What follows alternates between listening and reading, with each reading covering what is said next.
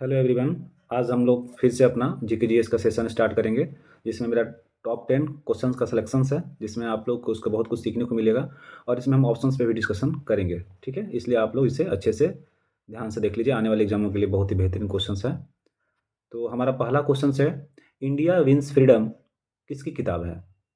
जिसमें ऑप्शन है लाला लाजपत राय, मौलाना मोहम्मद अली, मौलाना अबुल कलाम आज़ाद और सर सैयद अहमद खान। तो हमारा option number C Maulana Abul Kalam Azad इसका उत्तर हो जाएगा। इसके बारे में हम लोग जान लेते हैं। मौलाना अबुल कलाम आज़ाद जो हैं वो कांग्रेस के सबसे लंबे समय तक अध्यक्ष रहने वाले व्यक्ति हैं और सबसे कम उम्र के भी 35 वर्ष की उम्र पे ही ये अध्यक्ष बने हुए थे। और ये इनका लगातार जो रहा था 1940 से 1945 तक इन्होंने सबसे लंबा अध्यक्ष जो है बने हुए थे। और इनकी दो पत्रिका भी लिखी हुई थी। पहला था अल हिलाल और दूसरा था अल बलाद। पहला जो था 1912 में अल हिलाल को उन्होंने निकाला था और दूसरा था 1913 में। अल हिलाल को कोई वजह से इनको बैन कर दिया गया था, तो उसके बाद उन्होंने अल बलाद निकाला था। ठीक है, और बाकी ऑप्शन है जैसे लाला लाजपत राय। तो लाला लाजपत राय जो हैं हमारे गरम दल के नेता हैं और उन्होंने एक बार विशेष अधिवेशन में उन्होंने भाग लिया हुआ था। जो कलकत्ता के 1920 के विशेष अधिवेशन जो हुआ था उसमें उन्होंने अध्यक्ष के रूप में कार्यभार संभाला था। ठीक है, जो एकमात्र जो गरम दल के एक नेता थे। इन्होंने द्वारा जो है इनकी पुस्तक लिखी हुई अनहैप्पी इंडिया जो है इन्हीं इनकी पुस्तक है, लाला लाजपत राय की पुस्तक है। और यंग इंडिया भी इन्हीं की पुस्तक है। ठीक है, इस तरीके से हम जो है लाला लाजपत राय के बारे में जानते हैं। अब आगे बढ़ते हैं। दूसरा क्वेश्चन है मेरा, मैडम भिकाजी कामा किस नेता के निजी सचिव रही थी? मैडम भिकाजी कामा जो है वो option number A Mahatma Gandhi, option number B Dadabhai Naoroji और ऑप्शन सी गोपाल कृष्ण गोखले और ऑप्शन डी बाल गंगाधर तिलक। तो इसका हमारा ऑप्शन नंबर बी हो जाएगा दादा भाई नौरोजी, जिनके ये सचिव रही थी। इनको जो है भारतीय स्वतंत्रता आंदोलन की मां के नाम से भी जाना जाता है। इन्होंने जर्मनी के स्टुटगार्ड में भारत का जो झंडा था 1907 ईस्वी में जाकर वहाँ फहराया था। इसलिए इनको बोला इसलिए इनको इनसे भी जाना जाता है कि विदेशों में सबसे पहली बार किस महिला ने भारतीय झंडा को फहराया था। तो ये जो है मैडम भिकाजी कामा है। ठीक है, अच्छा, अब दादा भाई नौरोजी के बारे में हम लोग कुछ कुछ जान लेते हैं। इंपॉर्टेंट बात जो एग्जाम में हमेशा पूछते रहता है, जिसमें दादा भाई नौरोजी हैं जिनको ग्रैंड ओल्ड मैन के नाम से भी जाना जाता है। सबसे इंपॉर्टेंट ग्रैंड ओल्ड मैन। इनकी एक सिद्धांत भी कहा जाता है ड्रेन ऑफ वेल्थ। ठीक है, धन निष्कासन का सिद्धांत, जिसमें सबसे पहले इन्होंने भारत का राष्ट्रीय आय, प्रति व्यक्ति आय सब बताया था। ठीक है, इनके द्वारा दो पत्रिकाएं लिखी गई थी। पहला पत्रिका था रफ्त गुप्तार और दूसरा था वॉइस ऑफ इंडिया। ठीक है, और इनके द्वारा जो किताब थी वो थी poverty of un British rule India. बहुत इंपॉर्टेंट, ये बार बार ये क्वेश्चन आते रहता है। रफ्त गुफ्तार को भी याद रखिएगा, बार बार क्वेश्चन आते रहते हैं। तो poverty of on British rule India जो है इन्हीं की किताब है। ये 3 बार कांग्रेस के अध्यक्ष बने हुए हैं। पहला बार 1886 में, दूसरी बार 1893 में और तीसरी बार 1906 में। ठीक है, तो 3 बार रहे हैं। आप हमें बताइएगा कांग्रेस भारतीय राष्ट्रीय कांग्रेस की स्थापना कब हुआ था और उनके प्रथम अध्यक्ष कौन थे? ठीक है, कमेंट में जवाब दीजिएगा। आगे बढ़ते हैं। कांग्रेस का, अच्छा एक चीज़ और इसका इंपॉर्टेंट है, कांग्रेस का जो नाम जो था ना भारतीय राष्ट्रीय कांग्रेस, ये इन्होंने ही दिया था, ये भी इंपॉर्टेंट है। और इनकी मृत्यु जो थी 1917 ईस्वी में हो गई थी। आगे बढ़ते हैं हम लोग क्वेश्चन नंबर 3 की तरफ। वंदे मातरम प्रमुख गीत किस आंदोलन का बन गया था? हाँ, बहुत इंपॉर्टेंट है क्वेश्चन। वंदे मातरम जो आज हम इसे राष्ट्रगान के रूप में भी जानते हैं वंदे मातरम को, और ये जो था स्वदेशी आंदोलन, ऑप्शन नंबर बी जो है स्वदेशी आंदोलन के समय पे बहुत ही ज़्यादा प्रसिद्धि भी इसको मिली हुई थी। ये वंदे मातरम जो था बंकिम चंद्र चट्टोपाध्याय द्वारा 1875 ईस्वी में लिखा गया था। पुस्तक का नाम था आनंद मठ, वो एक उपन्यास था, उसी के अंदर ये लिखा गया था। और ये स्वदेशी आंदोलन के समय बहुत ही प्रसिद्ध हुआ, क्योंकि उस टाइम 1905 ईस्वी में जो बंगाल विभाजन चल रहा था, तो उसी टाइम पे भी आंदोलन जो था बहुत ही प्रचार में आया था। और इसी टाइम पे बंगालियों द्वारा जो था इसको विभाजन को रोकने के लिए वंदे मातरम के गान को ज़्यादा ही गाया जा रहा था। और बात करें तो स्वदेशी आंदोलन के बारे में थोड़ा हम लोग जान लेते हैं। स्वदेशी आंदोलन के जो नेता थे वो कौन थे? तो स्वदेशी आंदोलन के जो नेता थे हर जगह अलग अलग थे। जैसे बंगाल में बात करें तो बंगाल में सुरेंद्रनाथ बनर्जी थे, और यूपी में बात करें तो गोविंद बल्लभ पंत थे, और पंजाब में बोले तो लाला लाजपत राय थे, और महाराष्ट्र में बोले तो बाल गंगाधर तिलक थे, और चेन्नई में पिल्लई जी थे। इतने लोग अलग अलग जगह पे अलग अलग तरह से बहिष्कार किया जा रहा था स्वदेशी चीज़ों को जो है अपनाने के लिए। ठीक है, मतलब स्वदेशी आंदोलन अपनाइए और विदेशी चीज़ों को बहिष्कार कीजिए, ऐसा था स्वदेशी आंदोलन। आगे बढ़ते हैं हम लोग। चौथा क्वेश्चन है अनहैप्पी इंडिया किसकी पुस्तक है?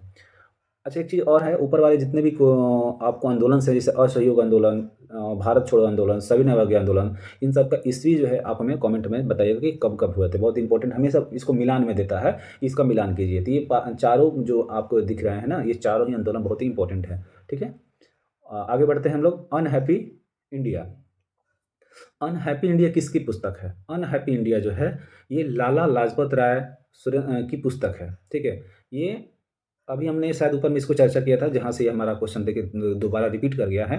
ये अनहैप्पी इंडिया जो है लाला लाजपत राय की पुस्तक है। अच्छा, थोड़ा सा हम इनके बारे में बाई ऑप्शंस का जान लेते हैं। जैसे सुरेंद्रनाथ बनर्जी, सुरेंद्रनाथ बनर्जी जो है on nation in the making, इन्हीं की एक रचना है, और ये दूसरे आईसीएस अधिकारी भी रहे हैं। ठीक है, और इनको कांग्रेस का संविधान भी लिखने को, मतलब लिखा हुआ इन्हीं के द्वारा है, कांग्रेस का संविधान।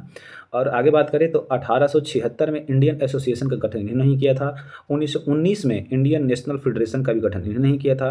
2 बार ये कांग्रेस के अध्यक्ष भी रहे हुए हैं, 1895 में पुणे में और 1902 में अहमदाबाद में। बहुत इंपॉर्टेंट आपको बताएं, ये सब चीज़ें याद रखिएगा। अगला, इनकी एक पत्रिका भी है जो बंगाली है, बंगाली पत्रिका का नाम है, लेकिन भाषा उसका क्या है? अंग्रेजी है। बहुत इंपॉर्टेंट है। ठीक है, आगे बढ़ते हैं और सारे ऑप्शंस का भी डिस्कशन करते हैं हम लोग। महात्मा गांधी, महात्मा गांधी द्वारा रचित पुस्तक जो है, कौन सी पुस्तक है बताइएगा कमेंट में। चलिए बताते हैं। माई एक्सपेरिमेंट इज ट्रूथ, सत्य के साथ मेरे प्रयोग। ठीक है, ये जो है इन्हीं के द्वारा लिखी गई जो है पुस्तक है। और एक हिंद स्वराज 1909 में, ये दोनों पुस्तक इन्हीं के हैं और ये पुस्तक हैं। तो आगे हम लोग चर्चा करेंगे, बाई ऑप्शंस पे मिलेंगे। तो अगला हम बात करते हैं मोतीलाल नेहरू। मोतीलाल नेहरू जो है इन्हीं के द्वारा जो है, इनके द्वारा ये कांग्रेस के अध्यक्ष रहे हैं 1919 में अमृतसर में, और 1928 में जो है 2 बार अध्यक्ष रहे हुए हैं कलकत्ता में। और ये इन्होंने ही 1928 के कलकत्ता अधिवेशन में नेहरू रिपोर्ट भी दिया था। इनके द्वारा जो पत्रिका है वो द इंडिपेंडेंट है, याद रखिएगा। इनके द्वारा जो पत्रिका थी वो द इंडिपेंडेंट थी। आगे बढ़ते हैं। नेक्स्ट क्वेश्चन है हमारा, 1937 ईस्वी में कांग्रेस पार्टी ने आम चुनाव के बाद 8 राज्यों में अपनी सरकार बनाई थी। यह सरकार कितने महीने में इस्तीफा दे दी थी? तो कुल 11 राज्यों में 1937 में कांग्रेस पार्टी का जो था चुनाव हुआ था, जिसमें से 5 राज्यों में पूर्ण बहुमत के साथ इन्होंने सरकार बनाई थी। जो पूर्ण राज्य कौन कौन से थे? पूर्ण बहुमत वाले राज्य यूपी थे, मध्य प्रदेश था, उड़ीसा था, मद्रास था और बिहार था। और बाकी 3 राज्यों में इन्होंने मिलकर बनाया हुआ था। ठीक है, तो यह सरकार कितने महीनों में इस्तीफा दे दी? ये इंपॉर्टेंट क्वेश्चन है। क्या हुआ था कि सेकेंड वर्ल्ड वॉर में, द्वितीय विश्व युद्ध में जब हुआ, क्या हुआ कि ब्रिटिश जो थे भारतीयों को ज़बरदस्ती उसमें क्या कर रहे थे? शामिल कर रहे थे, जो ये कांग्रेस को गवारा नहीं हुआ और उन्होंने इसके लिए बहिष्कार किया, जिसके वजह से उन्होंने ये जो पार्टी बनाई हुई थी जिसमें सरकार चल रही थी, उससे इन्होंने इस्तीफा दे दिया कि हमें यहाँ पे सरकार नहीं चलानी है। तो ये 22 दिसंबर 1939 को इन्होंने इसको ख़त्म कर दिया, इस कांग्रेस से इस्तीफा दे दिया। ठीक है, और इसी दिन को 22 दिसंबर 1939 को ही इसे जो है मुस्लिम लीग ने मुक्ति दिवस के रूप में मनाया, जिसमें इन्होंने ये बोला कि हमें इनसे मुक्ति मिला, मुस्लिम लीगों ने बोला। ठीक है, तो इस वजह से इसका आंसर हो जाएगा हमारा 28 महीने। ठीक है, अगला क्वेश्चन है हमारा, गांधी इरविन समझौता को और किस नाम से जाना जाता है? ठीक है, तो गांधी इरविन समझौता जो है ये कौन से नाम से जाना जाता है? ऑप्शन नंबर ए है पुणे समझौता, ऑप्शन नंबर बी मुंबई समझौता, और ऑप्शन नंबर सी है दिल्ली समझौता, और चौथा ऑप्शन है कोलकाता समझौता। तो इसे हम दिल्ली समझौता के नाम से जानते हैं। ठीक है, तो चलिए इसके बारे में थोड़ा जान लेते हैं हम लोग। सविनय अवज्ञा आंदोलन जो था 12 मार्च को शुरुआत करके, और ये 6 अप्रैल को उन्होंने दांडी जाकर इसे जो है नमक कानून को तोड़ा, और वहीं से जो है सविनय अवज्ञा आंदोलन को प्रारंभ किया। लेकिन इसके बाद जो क्या हुआ कि इस आंदोलन को प्रारंभ करने से जो उस टाइम के लॉर्ड थे, लॉर्ड इरविन, उन्होंने इनको जो है गांधी जी के द्वारा जो आंदोलन शुरुआत करने से उनको बहुत ही ज़्यादा प्रॉब्लम होने लगी। तो उन्होंने गांधी जी को क्या बोला कि आइए आपसे हम एक समझौता करते हैं, इसे गांधी इरविन समझौता है, दिल्ली समझौता के नाम से जाना जाता है, क्योंकि दिल्ली में ही उन्होंने बुलाया था। ठीक है, और ये कब हुआ था? तो 5 मार्च 1931 में। और इरविन ने बोला कि आप गांधी जी, आपकी सारी बातें मानी जाएगी, आप हमारे साथ द्वितीय गोलमेज सम्मेलन में भाग लेने चलिए। ठीक है, जिसमें उन्होंने भाग तो लिया, लेकिन इनकी जो बातें थी, इनकी जो मांग थी, वो गोलमेज सम्मेलन में पूर्ण नहीं हो पाया, जिसकी वजह से इन्होंने दोबारा आकर इंडिया में सविनय अवज्ञा आंदोलन की शुरुआत कर दी। इसलिए क्वेश्चन कितना बार आता है कि कौन सा आंदोलन जो था दूसरी बार भी प्रारंभ किया गया था? तो सविनय अवज्ञा आंदोलन प्रारंभ किया गया था। एक चीज़ हमको और ध्यान पा रहा है कि तीनों गोलमेज सम्मेलनों में भाग लेने वाले जो थे वो कौन थे? भीमराव अम्बेडकर। बहुत बार क्वेश्चन रिपीट करता है। उस टाइम पे ब्रिटिश के प्रधानमंत्री कौन थे? मैकडोनाल्ड। ठीक है, तो इस तरीके से हमने वहाँ का सारी चीज़ों को डिस्कशन समझ लिए। अब आगे आते हैं क्वेश्चन नंबर 7। आज़ादी से पहले बिहार में कांग्रेस के कितने सेशन हुए थे? बहुत इंपॉर्टेंट क्वेश्चन और हर बार आते रहता है। ये इसको याद ही रट जाइएगा कि आज़ादी से पहले बिहार में कांग्रेस के 3 सेशन हुए थे। कौन कौन? पहला हुआ था 1912, दूसरा हुआ था 1922 और तीसरा हुआ था 1940 में। ठीक है, तो 1912 में जो हुआ था वो बांकीपुर पटना में हुआ था। ठीक है, और दूसरा जो था 1922 में वो गया में हुआ था, जिसके अध्यक्ष जो रहे थे देशबंधु चित्तरंजन दास रहे थे। एकदम याद रखिएगा, बहुत बार भी आता कि गया के अधिवेशन में कौन अध्यक्ष रहे थे? देशबंधु चित्तरंजन दास रहे थे। ठीक है, और 1940 में जो हुआ था वो रामगढ़, जो फिलहाल अभी झारखंड में है, उस टाइम आज़ादी से पहले ये हमारे बिहार में शामिल था। तो याद रखिएगा, झारखंड में, ठीक है, रामगढ़ में। उस टाइम पर वहाँ के अध्यक्ष कौन थे? मौलाना अबुल कलाम आज़ाद। 1940 में अभी बताया था ना, जो सबसे पहले जो आया था क्वेश्चन, 1940 से 45 तक सबसे ज़्यादा रहने वाले अबुल कलाम आज़ाद अध्यक्ष रहे थे कांग्रेस के। तो उसी टाइम से स्टार्ट किए थे 1940 रामगढ़ से। ठीक है, एक आप बताइएगा कि जो पटना बांकीपुर था वहाँ के अध्यक्ष जो थे कौन थे? ठीक है, आप हमें कमेंट में जवाब दीजिएगा। एक इंपॉर्टेंट वहाँ का हम बताते हैं कि पटना में ही जो बांकीपुर जो था वहीं पे सबसे पहले पंडित जवाहरलाल नेहरू ने इस अधिवेशन में भाग लिया था। ठीक है, आप हमें, चलिए हम बता ही देते हैं। आर एन माधोलकर जो थे बांकीपुर पटना के अध्यक्ष थे। ठीक है, अगले आगे हम बढ़ते हैं। अगला क्वेश्चन हमारे क्या है? कांग्रेस के कितने विशेष अधिवेशन आज़ादी से पहले हुए थे? अब उस टाइम पे था कि कांग्रेस के कितने सेशन हुए थे, ये विशेष अधिवेशन पूछ रहा है। ये भी इंपॉर्टेंट क्वेश्चन है और इसका भी आंसर हमारा ऑप्शन नंबर 3 3 ही होगा। ठीक है, दोनों ही याद रखिएगा, इसलिए हम क्रम में रखे हुए हैं कि सेशन बोलेगा तो भी 3 हुआ था बिहार में, लेकिन हाँ बिहार में बोलेगा तो एक विशेष अधिवेशन बोलेगा तो ऑल इंडिया में टोटल विशेष अधिवेशन 3 ही हुए थे। ठीक है, पहला हुआ था 1918 मुंबई में, दूसरा हुआ था 1920 कोलकाता में और तीसरा हुआ था 1923 दिल्ली में। ठीक है, 1918 में जो था बम्बई में हसन इमाम अध्यक्ष रहे थे, 1920 कलकत्ता में लाला लाजपत राय अध्यक्ष रहे थे और 1923 दिल्ली में अबुल कलाम आज़ाद अध्यक्ष रहे थे।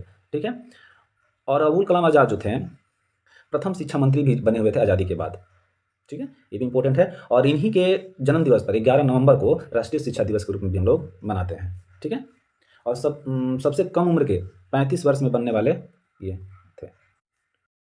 अगला क्वेश्चन है हमारा कि हम, किसने कहा था कि हम वर्ष में मेढक की तरह एक बार टर टर कर लेंगे तो आज़ादी नहीं मिलेगी?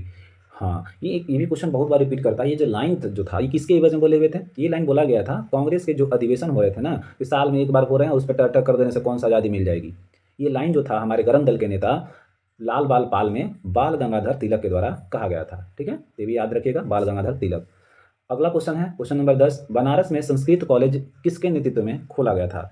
ठीक है, तो ये थे Jonathan Duncan. Option number B, इसको याद ही कर लीजिएगा कि जोनाथन डंकन जो थे उस टाइम पे इन्हीं के नेतृत्व में जो है खोला गया था संस्कृत कॉलेज। ठीक है, आज का हमारा क्वेश्चन है अलीगढ़ मुस्लिम आंदोलन और आर्य समाज दोनों 1875 में स्थापित किए गए थे।